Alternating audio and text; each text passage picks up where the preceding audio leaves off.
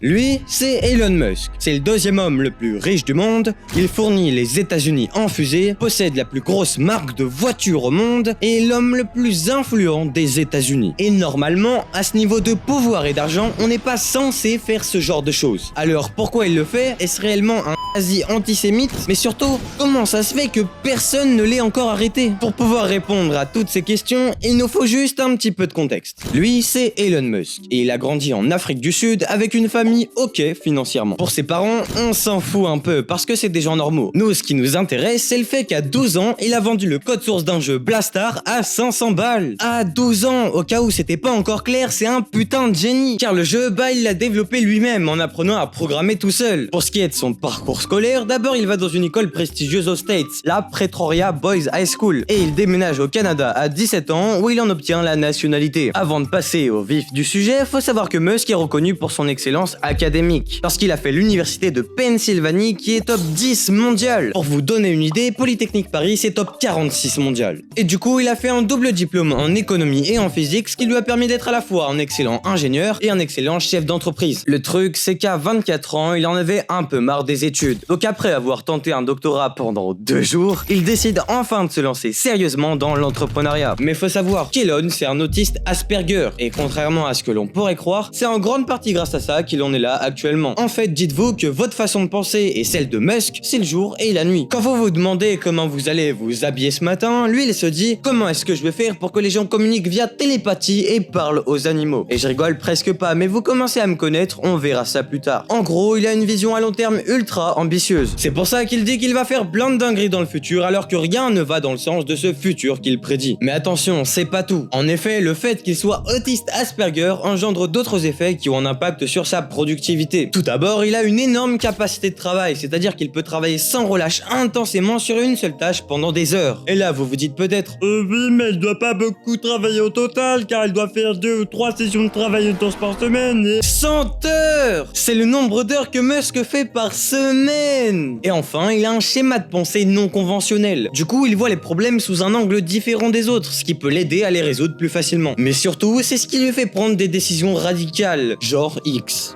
Bref, tout ça, c'est qu'une présentation légère d'Elon Musk. Maintenant, passons à la partie intéressante en commençant par le business. Du coup, après avoir quitté son doctorat très rapidement, il décide de lancer sa première vraie boîte stylée Zip2 avec son frère Kimball. À part le nom, ça paraît plutôt prometteur. L'idée, c'est de faire des guides urbains avec des cartes et des annuaires, mais en ligne. Je rappelle qu'on est en 1995 et le premier navigateur est apparu en 1993. Le bougre, il est ultra avant-gardiste et c'est ce qui a fait la force du projet, car en 1999, soit seulement 4 ans après, Compaq fait acquisition de la boîte pour 307 millions de dollars. Et au passage, Musk devient multimillionnaire à 27 ans en touchant 22 millions de dollars. Son frère, quant à lui, a gagné 15 millions, donc ouais, ils ont mis leur daronne à l'abri tranquille. Après ce début plutôt fulgurant dans l'entrepreneuriat, Musk prouve une nouvelle fois qu'il est en avance sur tout le monde avec X.com. Et je parle pas de Twitter, mais bien de la banque en ligne qu'il a créée tout de suite après Zip2. En fait, Elon Musk, quand il crée un truc, il regarde ce qu'il se fait actuellement, et s'il voit que c'est bien de la merde, il le met sur internet tout en rendant l'utilisation du service la plus simple possible. Et c'est littéralement ce qu'il a fait avec X.com. Et sa stratégie marche bien, car après avoir changé de nom pour devenir PayPal, la société s'est vendue pour 1,5 milliard de dollars à eBay. On va pas se mentir, Elon, ça le met bien, parce qu'il s'en sort avec 180 millions de dollars. On est maintenant en 2002, lorsque notre cher businessman applique une nouvelle fois sa strat et il va s'attaquer au monde du spatial, avec SpaceX. On parle plus de cartes sur internet ou de services pour envoyer de la thune à ta mère, mais bien de fusées. Et là, vous vous dites que la difficulté de mise en œuvre entre PayPal et des fusées est similaire, et puis il a l'air plutôt chaud, donc ça devrait bien se passer. Ok, mars 2006, premier lancement de SpaceX après 4 ans de tryhard pour réaliser la Falcon 1. Car l'équipe d'Elon a subi des conditions de travail extrêmes après avoir été expulsés du camp militaire où ils travaillaient. En effet, ils ont dû aller sur l'île de Kwajalein dans les îles Marshall pour assurer un bon décollage quand même. Et le problème, c'est qu'il y avait presque aucun contact extérieur, donc pas de famille. Et pour respecter le calendrier ultra serré, ils ont dû travailler parfois 15 heures par jour, c'est juste une dinguerie. Là, on voit la première Falcon 1 partir et après 1 minute de lancement... échec. Il y a eu un problème avec le lanceur, mais c'est une équipe déterminée, donc c'est pas ça qui va les arrêter. Enfin, j'espère. Un an plus tard, le 21 mars 2007, a lieu le deuxième lancement, ce qui engendre de nouveaux coups pour Musk. Ils ont appris de leurs erreurs et... échec.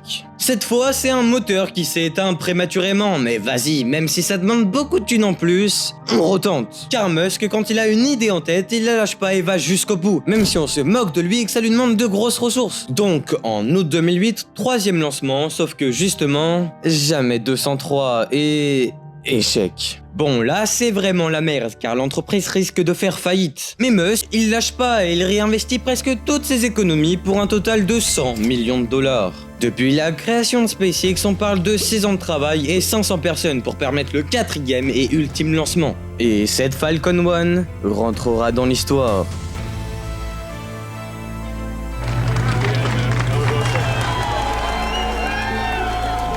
Pionnier dans les fusées réutilisables, Musk a par la suite montré sa force de frappe en fournissant les US pour leur conquête spatiale. Car une fusée SpaceX, ça coûte 5 fois moins cher que celle de la NASA. Parallèlement à SpaceX, en 2004, ce cher Elon entre dans le capital de Tesla en y investissant 6,5 millions de dollars. Et grâce ou à cause de la crise de 2008, Tesla, sur le point de faire faillite, accorde à Musk la place de président de l'entreprise. Car oui, contrairement à ce que beaucoup de gens pensent, ce n'est pas Elon Musk qui a créé Tesla, même s'il aime bien le faire penser. Mais c'est bien Martin Eberhard et Mark Taperning qui l'ont fondé en 2003. Par contre, c'est évidemment Musk qui a fait germer l'idée dans nos têtes que la voiture électrique et surtout les Tesla, c'est stylé. Encore une fois, il prend quelque chose de ringard pour le transformer en un banger absolu. Oui, c'est que mon avis, mais sérieusement, obtenir une capitalisation boursière aussi énorme que toutes les autres marques de voitures réunies en une petite vingtaine d'années, c'est juste incroyable. L'exploit de Musk a surtout été de faire des voitures électriques aussi performantes et esthétiques que des voitures à essence. Et en plus, de moins en moins cher, visant les 30 000 € la voiture. Là, je vous ai parlé que de voitures, mais je sais pas si vous saviez, Tesla vend aussi des panneaux solaires. Et ça, c'est grâce à SolarCity, une entreprise qu'Elon a créée en 2006. Oui, entre 2002 et 2006, il a vraiment enchaîné. Et comme son nom l'indique, son but est de vendre des solutions pour transformer l'énergie solaire en énergie électrique. En gros, des panneaux solaires. Ici, l'innovation, c'est que c'est moins cher et plus simple que la concurrence grâce à des solutions de location de panneaux solaires. L'idée est juste dingue, après fallait y penser quoi. Car ça permet à Jean-Claude, propriétaire d'une maison et qui a la flemme de payer 15K pour mettre des panneaux, de les louer juste un mois et s'il génère assez d'énergie, de payer moins cher que l'électricité de la ville. Surtout que les coûts d'installation étaient gratuits. Du coup bah ça a bien marché tellement qu'en 2016, Tesla rachète l'entreprise pour 2,2 milliards de dollars. Et maintenant, en plus du Cybertruck, tu peux acheter des panneaux solaires pour ta maison. Bref, Elon Musk veut vraiment transformer le monde énergétique de demain, mais on le verra à la fin de la vidéo. Oui, c'est quand on parlera de tous ses rêves et de ses objectifs, et honnêtement, tu vas être choqué. Je sens que vous avez envie qu'on en parle direct, donc petit spoil, Mars. Voilà, c'est tout, retour à nos moutons. Bon, après avoir fait pas mal de chemin avec Tesla et SpaceX, on est maintenant en 2016. Oui, il a participé à la création de ChatGPT en 2015, mais sinon rien de notable. Du coup, 2016 est honnêtement banger l'année pour Musk, car il va lancer Neuralink et The Boring Company, deux startups avec de grandes ambitions. La première, Neuralink, compte révolutionner le monde de l'interaction entre la biologie et l'informatique. En fait, ils veulent créer des puces à mettre dans le cerveau pour communiquer par la pensée avec des PC et peut-être même des humains par la suite. C'est incroyable à mon humble avis, car jusqu'ici tous les projets similaires étaient expérimentaux. Mais maintenant on parle d'un gars qui vaut 15 milliards de dollars et qui, comme pour tous ses projets, compte se donner à fond. Le truc, c'est qu'on va devoir entrer petit à petit dans la partie sombre de Musk, car en voulant se donner à fond, certaines études de Neuralink menées sur 23 singes ont été critiquées par des ONG et la FDA, parce que selon eux, des animaux souffraient inutilement et étaient morts à cause de Neuralink. Alors on pourra penser ce qu'on veut, mais là c'est un peu chaud et c'est que le début. Même moi qui trouve que ce que Musk fait est archi stylé, là je suis choc barre premier degré, même si je pouvais m'en douter. Après, faut pas oublier les bienfaits de Neuralink, dont le fait qu'en 2024, il y a eu le premier humain à recevoir un implant Neuralink. C'est un gars de 29 ans qui est paraplégique et qui, grâce à son implant, peut maintenant jouer aux jeux vidéo et aller sur internet sans ses bras, mais aussi contrôler une prothèse par la pensée, et c'est incroyable. Pour ce qui est de The Boring Company, son objectif à la base c'était de révolutionner les transports en commun. En fait, Elon après avoir été dans les bouchons à Los Angeles, a tweeté « Le trafic me rend fou, je vais construire une machine à creuser des tunnels et commencer à creuser. » Leur but est du coup de faire des tunnels pour des wagons pouvant accueillir des Tesla allant à 240 km/h. L'idée peut sembler farfelue, mais ça permet de réduire un trajet de 45 minutes en 5 minutes. Mais le souci, c'est que s'il y a une bagnole qui tombe en panne, comment on fait? Vas-y Elon, réponds-nous car c'est une vraie problématique. Tout comme le manque de système contre les incendies, l'évacuation de l'air et les sorties d'urgence. Ouais, là c'est vraiment chaud, surtout que ça coûte cher ces merdes. On parle de 15 millions de dollars le kilomètre et 50 millions la station. Je pense que vous êtes pas des experts en tunnel et moi non plus, alors voici l'avis de vrais experts. Comme James Moore qui a déclaré qu'il existe des moyens moins coûteux d'offrir de meilleurs transports pour un plus grand nombre de personnes. Ou encore Jared Walker qualifiant The Boring Company de surmédiatisé et disant qu'Elon a ébloui les gouvernements municipaux et les investisseurs avec des visions d'un métro efficace où l'on n'a jamais besoin de sortir de sa voiture, mais qui s'est avéré être un tunnel routier pavé. Perso, je trouve que c'est réel et la surmédiatisation c'est assez fréquent avec notre cher milliardaire. Et ça peut lui jouer des tours. Mais avant de passer sur la vraie question de cette vidéo et les dingueries que fait Elon Musk tous les jours, en fait Elon Musk c'est qui aujourd'hui? La réponse à cette question se résume en 2 mots: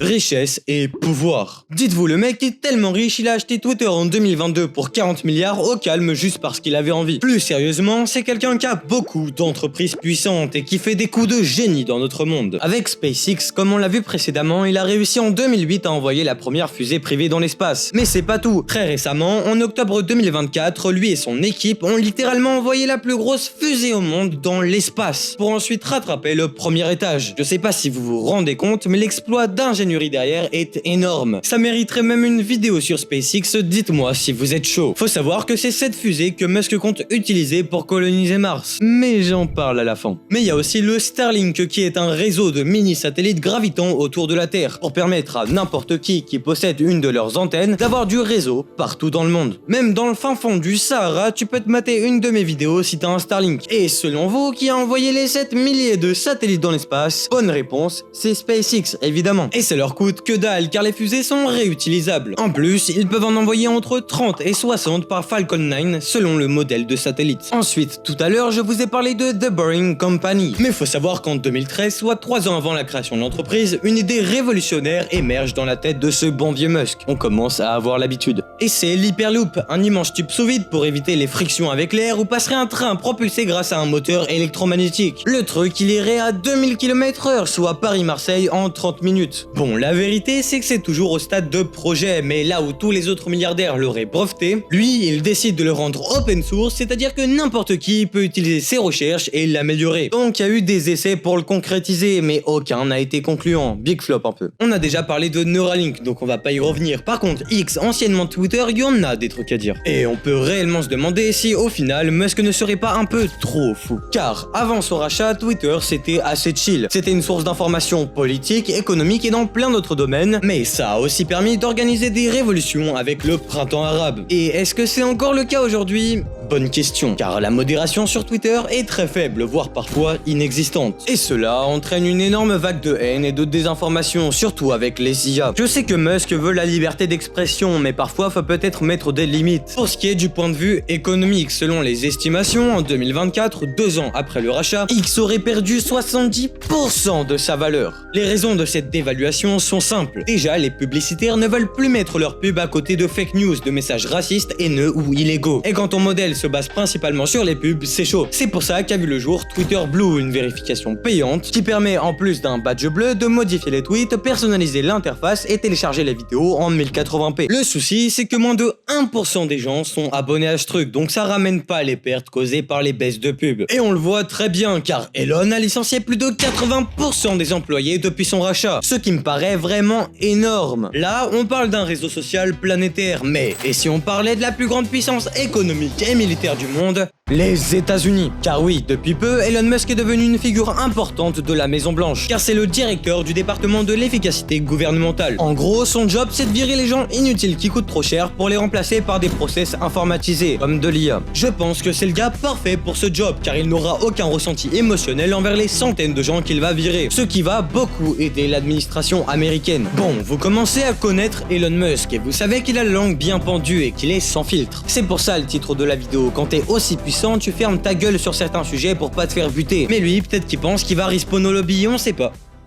Parce que là, il y a trop de dingueries qui ont été faites. Et on va aller du moins au plus hardcore. Ok, en 2018, il y a 4 jeunes qui sont coincés dans la grotte de Tham Luang en Thaïlande. Et Musk, en bon gentleman, décide de construire dans l'urgence un mini sous-marin pour venir les sauver. Il a été fait en quelques jours et à partir d'un morceau de fusée. Elon s'est même déplacé en personne pour aller les sauver. Sauf qu'arrivé là-bas, le responsable de l'équipe de sauvetage déclare « Même si leur équipement est très sophistiqué technologiquement parlant, il ne correspond pas aux besoins de notre mission dans le système de grotte. Il ne sera donc pas utilisé. » En plus de ça, un spéléologue anglais ayant participé à la mission a dit sur Twitter qu'il pouvait se mettre son sous-marin là où ça fait mal. Et là, vous vous dites sûrement que Musk ça la vénère et qu'il a direct fait un tweet méchant. Mais non, vous oubliez que c'est littéralement un giga autiste, car il a engagé un détective privé pour trouver de fausses preuves et accuser le spéléologue de pédophilie. Malgré le procès, il s'en sort sans trop de problèmes, car à la limite ce sont que des propos diffamatoires, donc ça va. Mais qu'en est-il de faire perdre 30% de sa valorisation à Tesla? En fait, il a dit toujours en 2018 qu'il était, je cite, quasiment certain de pouvoir retirer Tesla de la bourse au prix de 420 $ l'action. Et quand t'es trader ou investisseur et que le patron de la boîte où tu places de la thune dit qu'il va tout vendre, bah tu vends aussi. Mais attention, c'est pas la seule fois où il fait de la manipulation de marché illégale. En réalité, on dirait même que c'est son grand kiff. Encore plus avec le Bitcoin et le Dogecoin, deux cryptos qu'il affectionne tout particulièrement. Donc ce qu'il fait, c'est qu'il achète du Bitcoin via Tesla en disant qu'il va accepter les paiements en Bitcoin pour acheter des bagnoles. Et après que le prix est monté, il revend tout et explique que finalement non parce que ça pollue. Bref, c'est que du bullshit car Bitcoin ça pollue absolument pas et il fait pareil avec le Doge. On se demande pourquoi il est milliardaire, hein? Plus sérieusement, on dirait qu'il a aucune limite et c'est sûrement le cas. En 2020, suite à la crise politique bolivienne, la ministre des Affaires du pays écrit à Musk que toute aide venant de lui ou Tesla serait la bienvenue. Pourquoi ? Car pour faire les batteries des Tesla, il faut du lithium. Et devinez qui possède la première réserve mondiale de lithium? Oui, c'est bien évidemment la Bolivie. Par la suite, en réponse à un tweet accusant les States d'avoir organisé un coup d'état contre le président bolivien Evo Morales,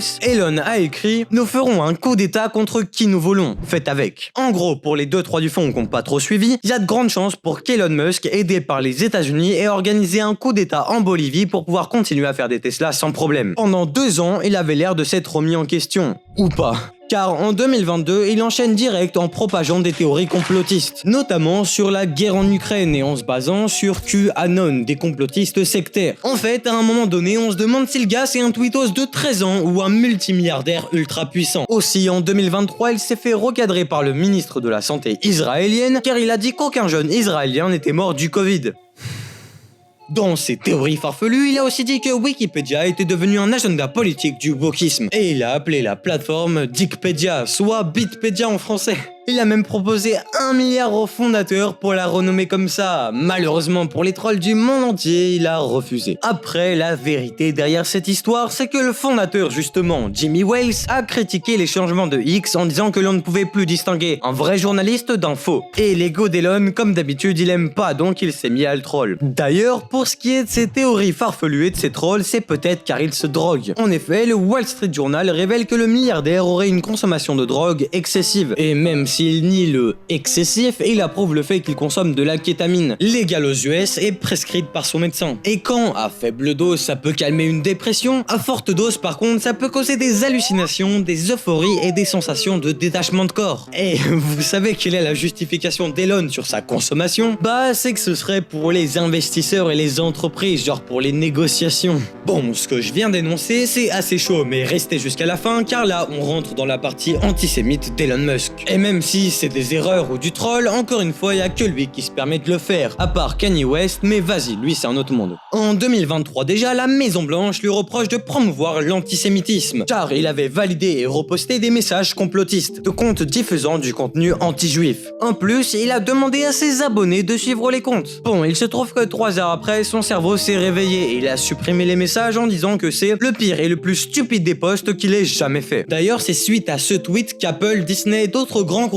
ont arrêté de payer de la pub sur X. C'est sûrement ce qui lui a fait supprimer son post et s'excuser, car ça lui arrive pas souvent. Il y a pas longtemps cette année, il a retweeté un message disant que le H n'était pas responsable du meurtre de millions de gens, et ce serait plutôt la faute des travailleurs. Honnêtement, j'ai pas trop compris où il voulait en venir, mais je pense qu'à un moment, faut que j'arrête d'essayer de comprendre. Aussi, il y a des théories qui diraient comme quoi Musk dirigerait les States à la place de Trump. Par exemple, son fils a dit à Trump qu'il devait partir et qu'il voulait le faire taire.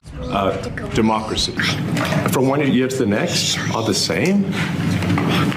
Je me suis pas trop penché sur la question car c'est pas le sujet de la vidéo et Yomi Denzel a déjà fait une vidéo dessus. Donc allez la voir après la mienne si ça vous intéresse. Malgré tout, il y a des conséquences à ces actes et même des limites imposées par des entités supérieures. Pour ceux qui auraient un doute, non, je parle pas d'extraterrestres. Regardez, dans ce podcast de Joe Rogan, Elon Musk ne peut pas tout nous dire à propos de la corruption car sinon il se ferait assassiner. Et perso, c'est la première fois qu'il me paraît sérieux et qu'il se limite en termes de dinguerie à dire. Dites-vous d'habitude quand on veut faire un riposte sur Twitter, on fait tous plus de fact-checking que lui, alors que c'est littéralement le compte le plus suivi de la plateforme. Et là, sorti de nulle part, il peut pas nous en dire plus et on le voit se décomposer. L'homme le plus puissant d'Amérique. Ou pas, car finalement, c'est peut-être la preuve qu'il y a des gens au-dessus des présidents et au-dessus des hommes les plus puissants visibles. Je vous laisse 2 secondes avec l'extrait. I actually have to be careful that I don't push too hard on the corruption stuff because it's going to get me killed.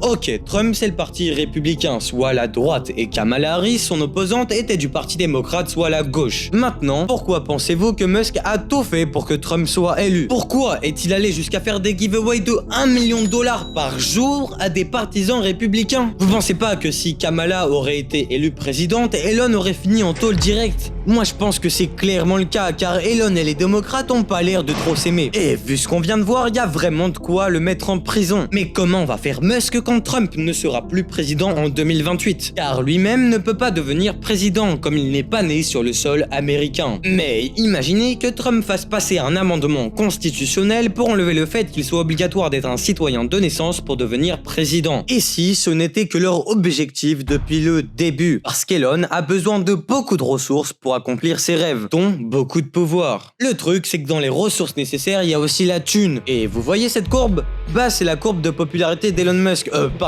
La courbe de Tesla. Ouais, il est là le problème, c'est que Tesla et du coup toutes ces autres boîtes sont survalorisées à mort et surtout se basent sur Elon Musk. Et comme on le voit à la baisse stratosphérique, quand Elon fait des dingueries que peu de gens approuvent, les prix baissent. Et c'est un problème pour lui car il vise très très grand. En effet, il compte aller beaucoup plus loin que tout ce qu'on a vu jusqu'à maintenant. Déjà, avec SpaceX, il veut démocratiser les voyages spatiaux touristiques et établir une colonie sur Mars d'ici 100 ans. Et pas une petite colonie, on parle d'1 million de personnes. Ensuite, il y a évidemment l'Hyperloop et il veut construire un réseau mondial de ce train souterrain devant aller à 1200 km/h. D'ailleurs, même si The Boring Company n'était pas convaincant jusque-là, il compte établir un système souterrain de 100 km sous Las Vegas avec une vitesse maximale de 240 km/h. Pour ce qui est de Tesla, il veut que l'énergie électrique et durable devienne mainstream et que l'on se déplace tous en voiture totalement autonome. Pour ceux qui n'auraient pas de voiture, celle des autres ferait taxi autonome pas cher pendant qu'ils seraient au travail ou chez eux. Donc tu gagnerais de la thune avec ta bagnole sans rien faire. Il veut aussi que des robots appelés Optimus envahissent nos maisons pour faire des tâches ménagères, jouer avec nos enfants ou même taper la discute. En parlant de robots, avec Neuralink, l'objectif est de traiter des maladies neurologiques et de communiquer par la pensée, mais aussi de combiner notre cerveau avec la machine pour réfléchir et penser totalement différemment. Tout ça avec un simple implant dans notre cerveau. Et enfin, l'objectif de Starlink est de créer un réseau mondial connecté à haut débit partout dans le monde. Pour ce qui est de X ou Twitter, son objectif est de construire une super app où tous les services seraient au même endroit. Mais honnêtement, c'est trop compliqué pour que j'en parle maintenant. Si l'on relie tous ces projets, on voit la vision d'un homme qui ne se fixe aucune limite. Mais cet état d'esprit pourrait aussi bien le mener vers le futur des films de science-fiction que vers une cellule enfermée à tout jamais avec seulement ses regrets pour rêver.